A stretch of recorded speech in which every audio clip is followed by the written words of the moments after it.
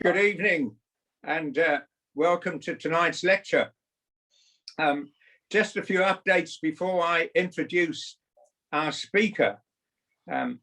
Thank you again for being so supportive with donations to assist our funds in the absence of the normal lecture fees, and also for continuing to promote the Friends to new applicants. It's very encouraging to have new friends joining from far and wide, which we've never had before until we put Zoom in operation, and also from overseas. Really excellent.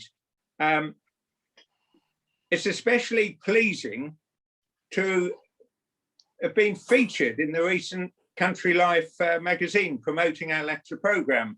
And our thanks to this article go to Ewan Maliliu, the writer, historian and respected art critic who attended one of our recent lectures. For that, thank you very much. Great exposure for us on a national basis. Tonight's speaker is known to many of you as he's been part of Bedford's art scene for many years. After studying fine art at Norwich School of Art, he was artist in residence at Dulwich Picture Gallery, followed by teaching adult education and art classes much related to portraiture and life drawing. In 2005, he joined Bedford School Art Department, and in 2013 was appointed Director of Art.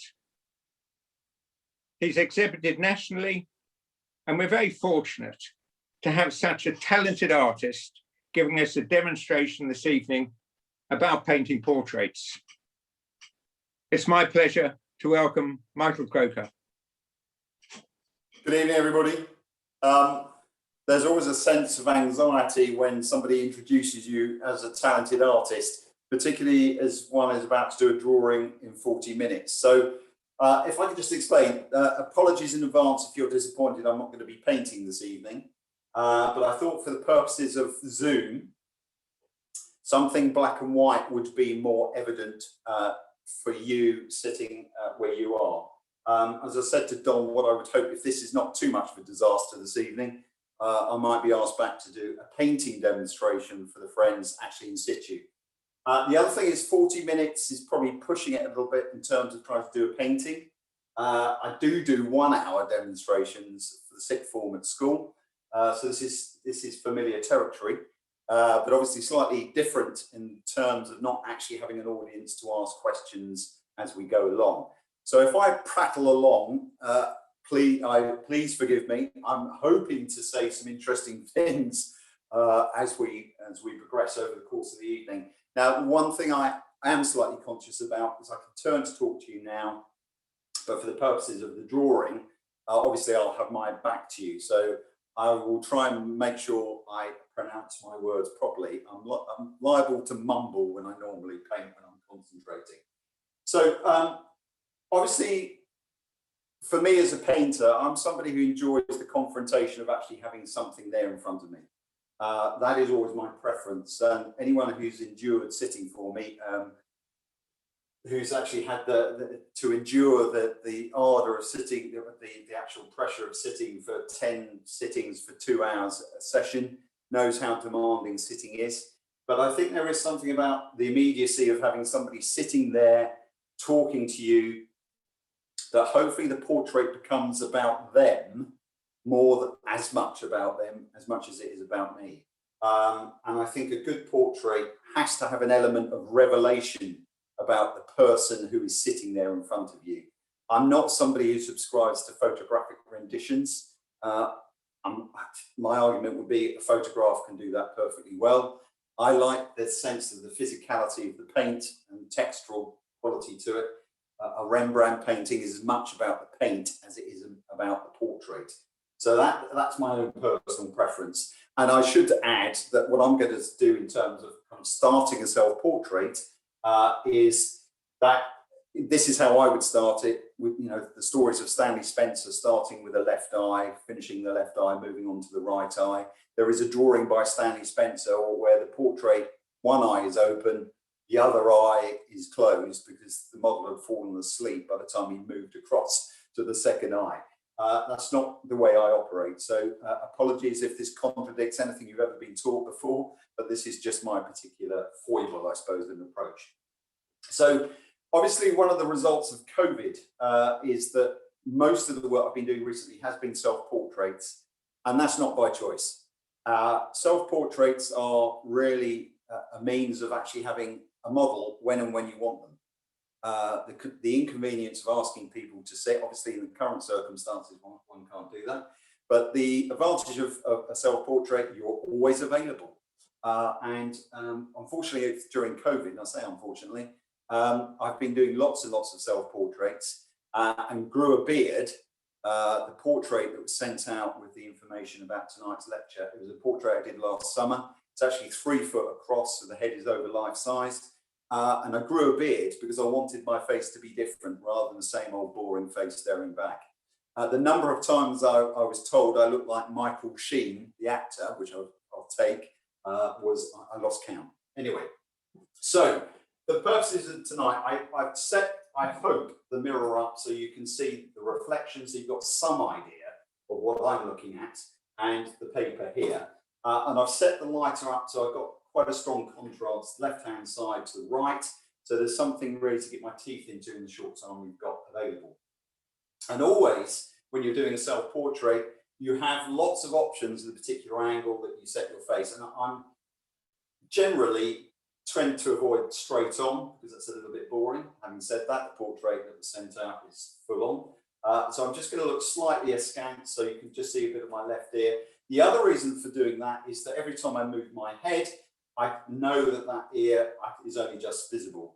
Now we've had 10 minutes already and I actually haven't started. So here we go. So what I'm going to be doing every time is just moving back, and I'm going to start off tentatively just with a few lines. It's not precious at all.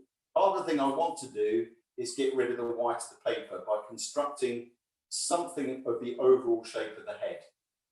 Now, a common misconception with portraits is the likeness is in the detail. Now, one of the things about a good likeness is the likeness will be almost immediate in terms of the construction. So what I'm looking at, and the analogy I always make to the boys at school, is you imagine you were doing a paint by numbers, which is a dreadful thing to say in terms of minimising what you're doing, is that you're just trying to construct the overall shapes.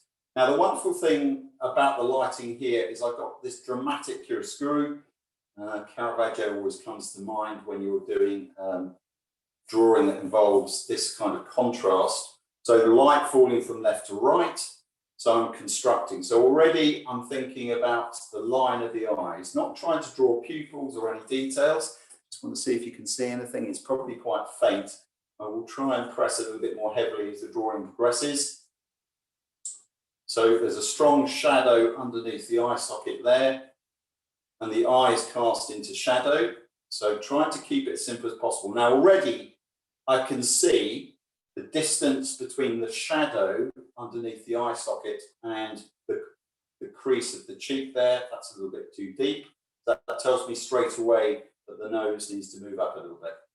Okay, so strong shadow. So I'm very quickly just trying to construct the form.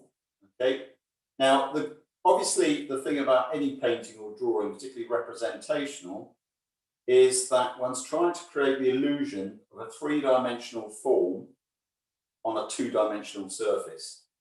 And we're trying to come up with a means of actually trying to make the drawing as convincing as possible. I actually have got my head slanted a little bit, probably anxiety, which I quite like actually, just to find the outer edges. Now here, and forgive me if I go off at tangents, I tend to do that when I'm drawing. So the great story about Michelangelo drawing from the inside of the form and then putting the outlines in last always comes to mind. Now I always think it's one of those things, you start with a sense of the form and then you start breaking it down into the smaller components. Now this right eye, as I see it, is cast into quite strong shadow. And in fact, all of this is going to be divided into, or sort of going to be indicated with a dark tone. Okay, so strong tone here. Now, the one great thing, or one of the advantages, few advantages I would argue, getting older, as the face gets more craggy and saggy and crumpled, that's the word, is it does become more interesting to draw. I always think the younger the face, the smoother it is, the more of a challenge. So I'm just going to indicate the line of the collar. So recently sorting out some drawings, I came across a self-portrait I did when I was 10. I've completely forgotten I had it.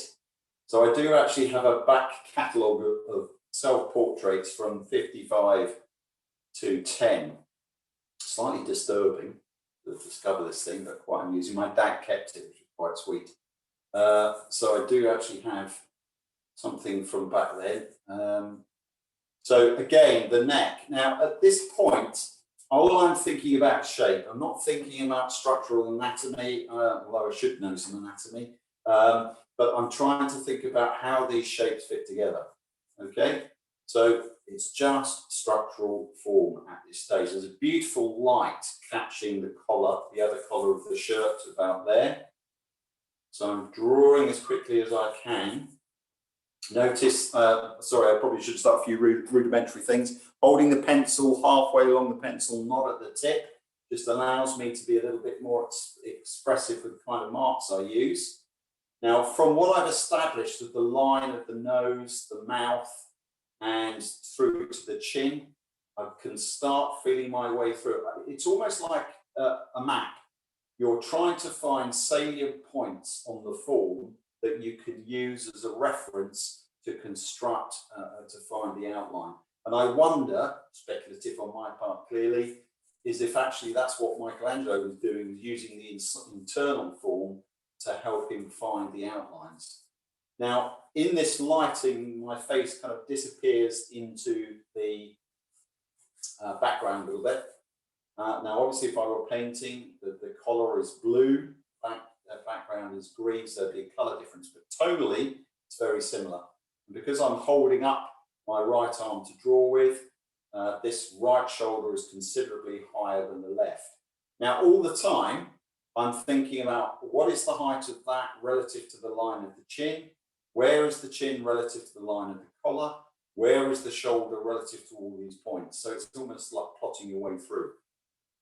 Now, obviously, the artists that I greatly admire who kind of constructed using the dot and carry process, measuring rigorously, Ewan Uglow, William Coldstream, would be measuring, be working very slowly. Their paintings are wonderful, but to me, that's too restricting.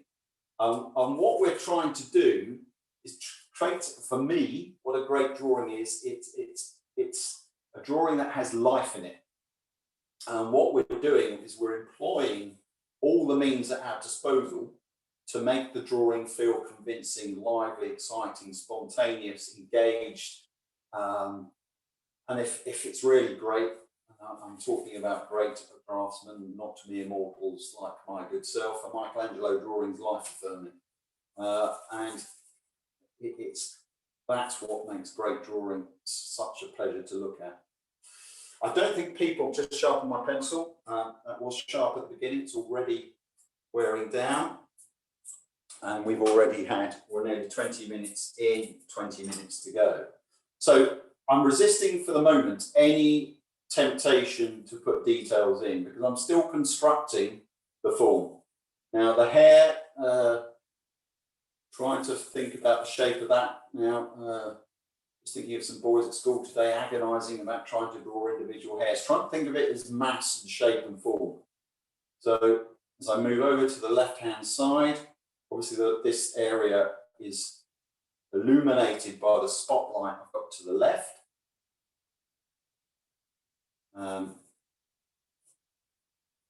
Okay, so I'm trying to find where the top of the head is. Okay, looking very serious here. Well, it's been a hard day at school today.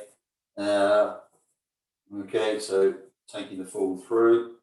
Now again, just got to be careful. I'm getting a bit carried away. It's turning around a bit. So I've got to remind myself about how much of the left ear, my left ear, is evident. Again, position of the ear. Where is the earlobe relative to the line of the, and what you can do sometimes help, just draw a line across, hold your pencil out. I'm not certainly averse to taking measurements if it's in doubt, taking a line across and just picking that out. So turn around a little bit more, I don't mind that actually. Okay, so a little bit more of the ear evident than I started, but I don't think that's a bad thing. As I've got into the drawings, changed slightly, changed with it. Okay, so we're kind of halfway through the drawing. I think we've got the general proportions. I don't know how much you can see. Let me pull that forward without disturbing. I'll take it off the easel. Just to bring that a little bit closer. So we've now got some sense of the overall structure of the face. Okay, apologies if that's not terribly clear. So what I hope has happened, even within those first 10, 15 minutes, is that the likeness, it's that whole thing, isn't it? When you see somebody walking down the street, one can recognize somebody from their posture, the shape of the head, height obviously is another key indicator, and you can recognize them without seeing all the detail. And the best way to think about it is that if you're getting the proportions generally correct of the head, then the likeness almost takes care of itself. And I think there's a sort of misconception that the likeness is in the detail. It's in the whole structure, which is why it's so important to try and construct proportion convincingly. Now, again, I'm pretty confident that's not too bad. Now, if I were painting, one of the things I'd be doing now is actually starting to find that there's a really beautiful highlight across the forehead here. So there is a change of tone in the lighter area. So I'm just going to use a slightly different tone. Now, what I'm thinking about now is the direction of the marks. So, as I was saying earlier, what I'm trying to do with this drawing is create a three-dimensional form on a two-dimensional surface. And the direction of the lines are critical in conveying that sense of structure. You don't think Michelangelo again. Frankly, drawing doesn't get much better than Florentine 15th, 16th century drawing. And his drawings, if you look at them carefully, the lines are all describing the form that he's drawing. So what I'm conscious of as I move down the left-hand side of the head, I'm taking some marks. There's another beautiful highlight just catching the cheek here. I mean the light that's beautiful, not the face, of course. And I'm picking up that highlight just coming down through the form. It darkens slightly as we come through to the jowls. And there's a really nice, slightly darker shadow just there. So again, I'm using that tone to help me construct.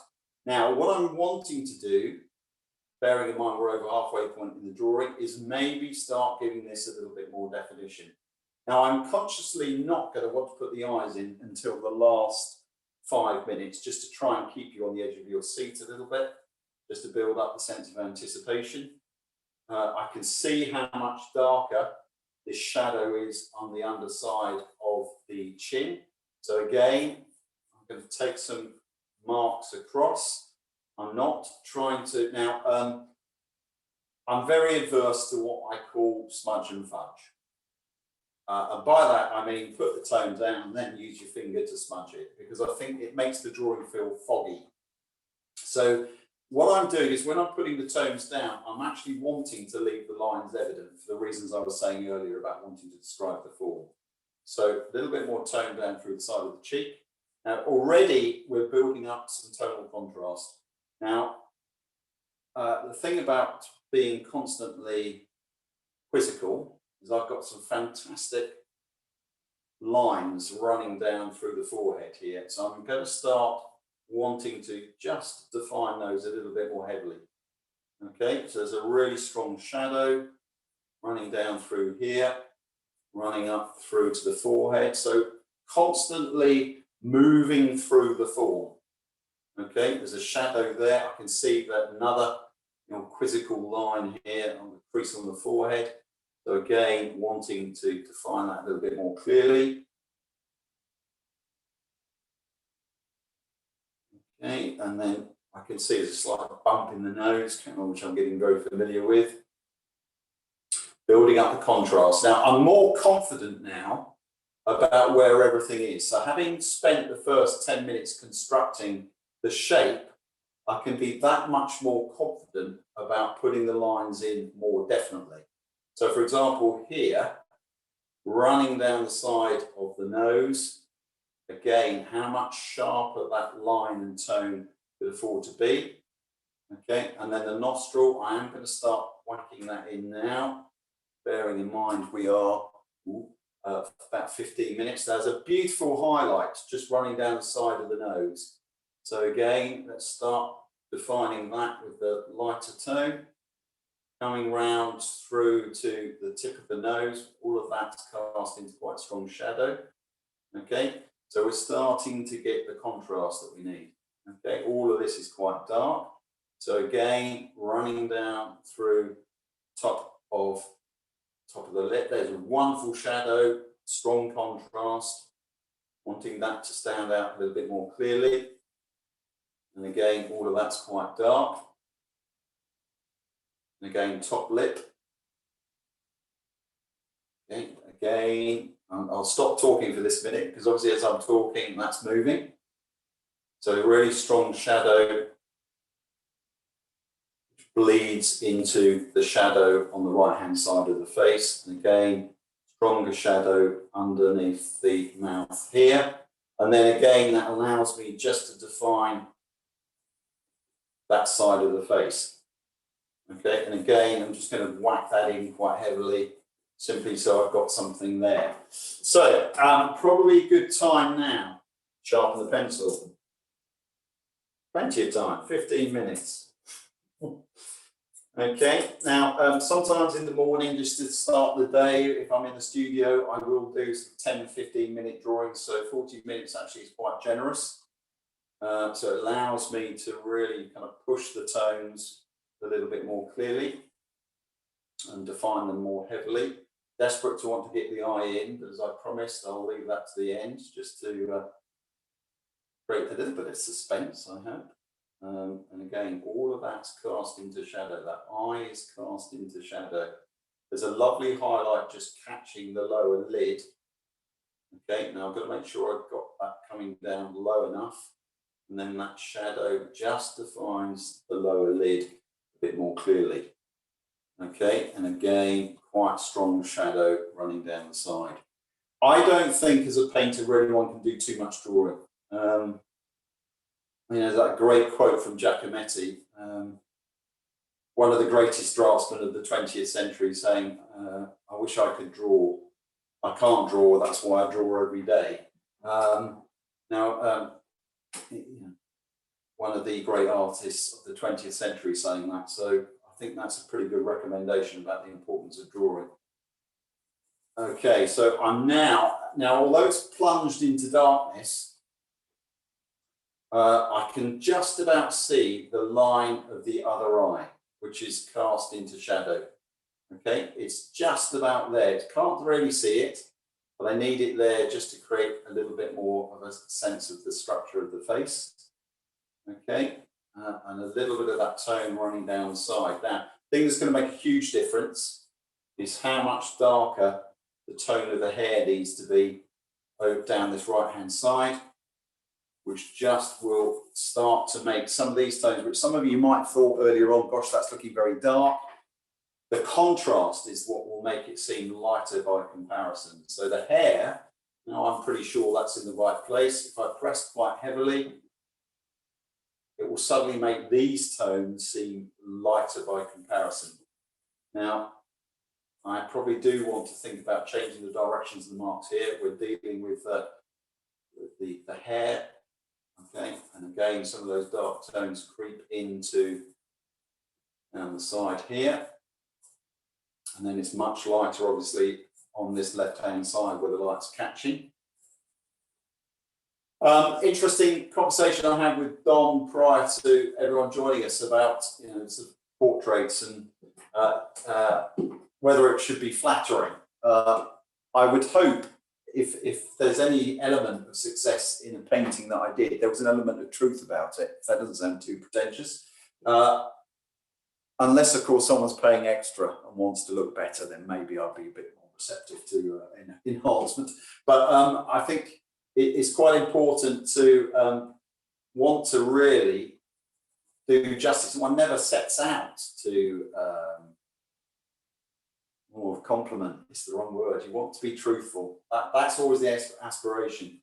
And that's always a bone of contention. There are a few stories that perhaps I'll recount on another time about somebody seeing their portrait for the first time, being greeted by stony silence, because you suddenly realise that, this is not what they were expecting.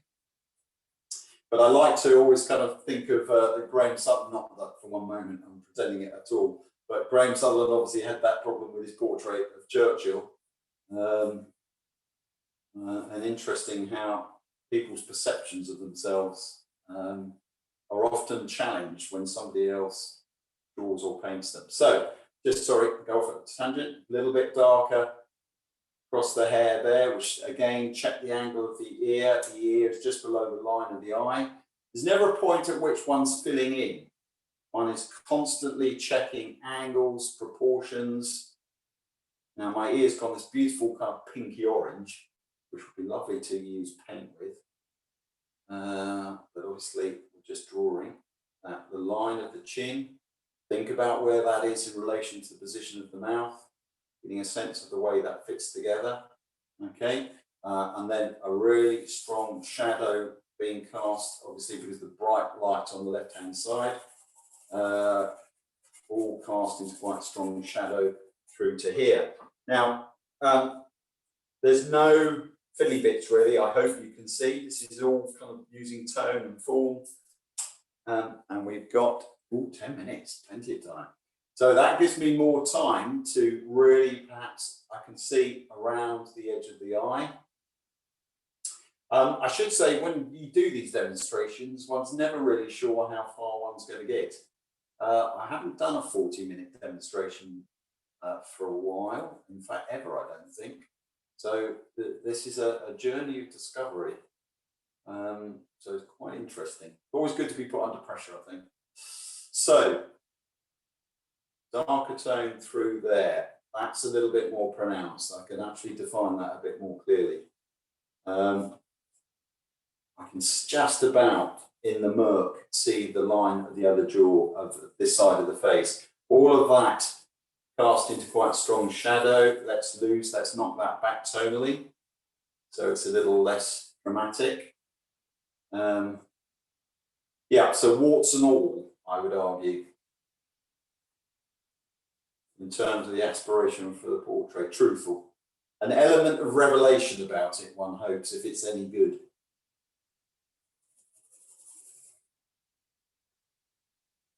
Okay, so I'm just working on that shadow. It's a lovely tone, just catching lovely light. That'd be nice to paint, a nice blob of paint there. Okay, that stronger shadow just through to here. And one thing that will make a huge difference is that darker shadow across the jumper, just to put the neck into some sort of context. Now that's one of the darkest things in the drawing. So I'm pressing much more heavily with the pencil to actually define that contrast, which then gives that contrast running down through to the right hand side, and there's a shadow being cast across through to there. So again, let's just block that out quickly. Okay, so we've got 8 minutes. Let's start looking back here. Now I can see already, now's probably the time to be wanting to define. There's a really beautiful shadow just catching the top of the ear, which will give that a little bit more shape. Okay, which will just make that stand out a little bit more, make it feel a bit more three-dimensional. Somehow I want to push that away from, because of course, if I work out the distance, you can see it from the side, the distance from the cheek that I can see here to the ear, there is a distance. I'm drawing a three-dimensional form. How do I make that ear feel that it's set further back from the nose and the cheek? Well, it's partly to do, there is a slight change of tone. Big thing would be if I were using colour, I'd be using a different colour, which would help to create that sense of structure. Okay, which I hopefully now gives that a little bit more definition. Now, about 5 minutes to go, so now's a good time, I think. So I'm just going to, with the point of the pencil, now that I've constructed, if you like, the drawing, I can now more confidently locate where the pupil should be. Okay, so I'm more confident about where it needs to go in. It's cast into quite a strong shadow underneath there. The pupil comes down to the top of the lower lid. Drop that in. Gosh, slightly worried looking expression here, but that's probably a reflection of the circumstances. Yeah, so last year during the first lockdown, I was doing a drawing every day as I grew the beard, so that I was charting the development of the facial hair. So there's some with stubble, and then it progressively got longer. That's the word I'm looking for.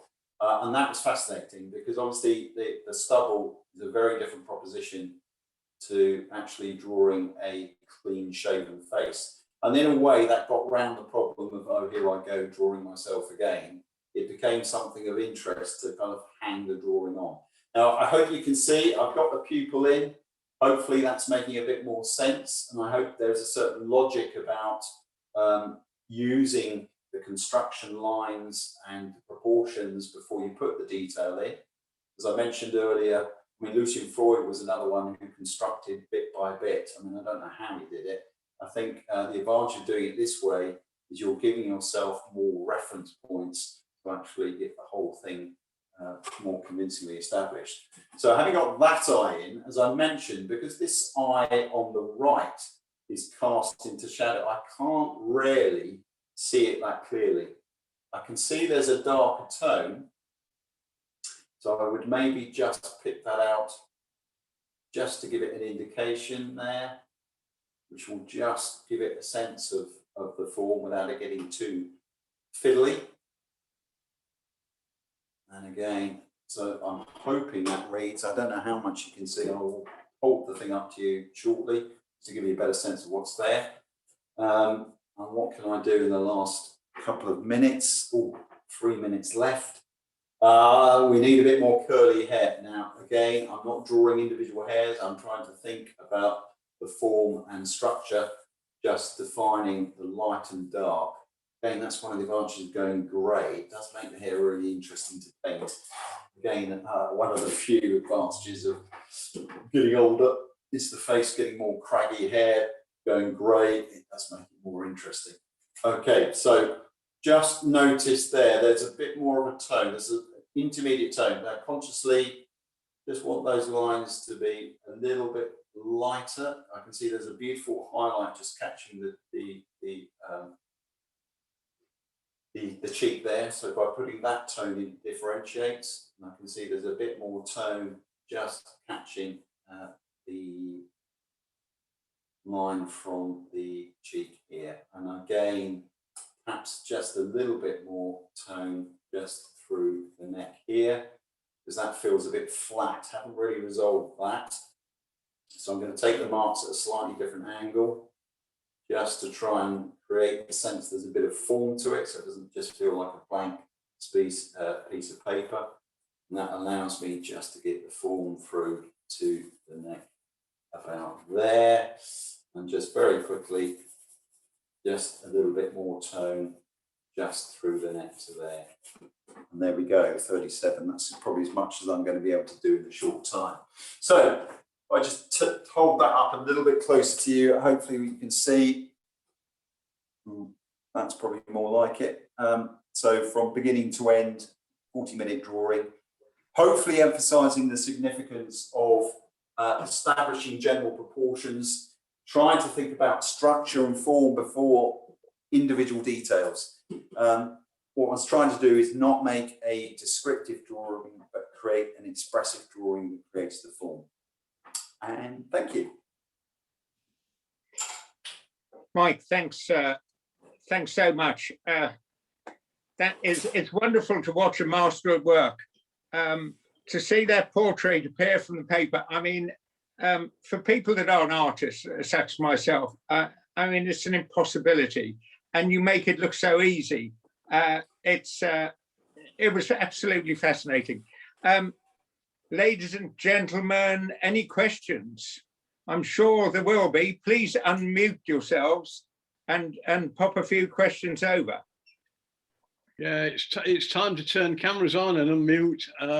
Michael, you know, I was a bit worried about this because, you know, we'd done some work. It was absolutely brilliant. Thank you.